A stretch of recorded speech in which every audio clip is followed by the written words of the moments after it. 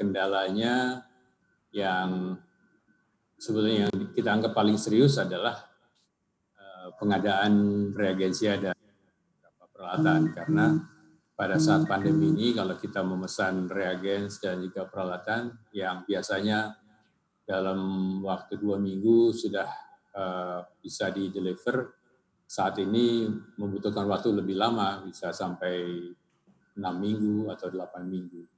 Itu yang menyebabkan kita harus bersabar. Kalau yang lainnya praktis bisa kami kendalikan. Baik, Prof. Selain permasalahan reagen ini, adakah kemudian permasalahan-permasalahan untuk pengadaan biaya mungkin atau kos yang dikatakan cukup tinggi? Ya, biaya di laboratorium, skala laboratorium ini memang sudah ada komitmen dari pemerintah melalui Kementerian Ristek Green. Jadi semuanya biaya dari pemerintah. Sebetulnya anggaran atau biaya terbesar nantinya justru di skala industri, di mana dilakukan uji klinik. Uji klinik 1, 2, dan 3 itu membutuhkan biaya yang jauh lebih besar. Nah, itu yang harusnya diantisipasi, tapi itu nanti akan ditangani oleh industri. Jadi bukan merupakan bagian dari skala laboratorium. Baik. Kemudian Prof, jika lolos vaksin merah putih ini nantinya masalah paten dan lain-lain akan seperti apa? Apakah perusahaan farmasi mana yang akan ditunjuk oleh Eijkman untuk memproduksi? Saat ini sejak awal sebenarnya kami sudah berkolaborasi dengan Bio Farma. Bahkan kami sudah mengawali diskusi itu sejak Januari. Jadi memang kami sudah bergandengan tangan dengan Bio Farma sejak lama, Januari, sehingga nanti masalah hakinya itu ya akan diurus oleh pihak Bio Farma. Tetapi intinya ini adalah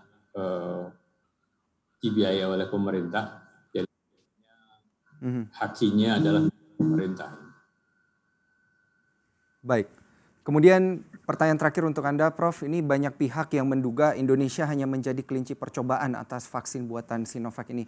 Tanggapan Anda seperti apa?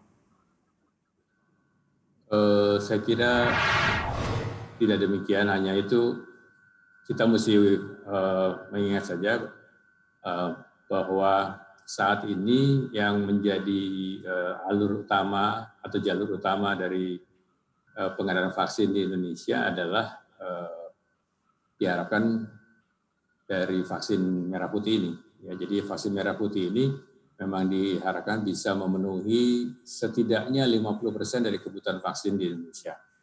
Nah, sambil menunggu kesiapan vaksin merah putih ini, apabila vaksin sudah dibutuhkan dan sudah ada vaksin yang tersedia dari luar negeri atau dari dan itu sudah memenuhi persyaratan termasuk lolos dari uji klinik 1, 2, dan 3, maka itu bisa mengisi.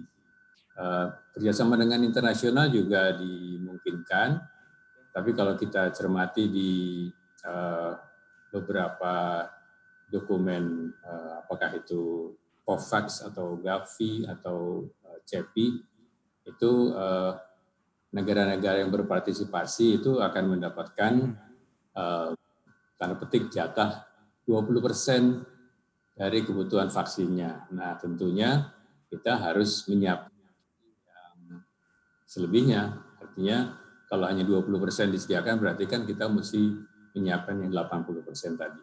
Nah, itu harus dipenuhi oleh kita sendiri, oleh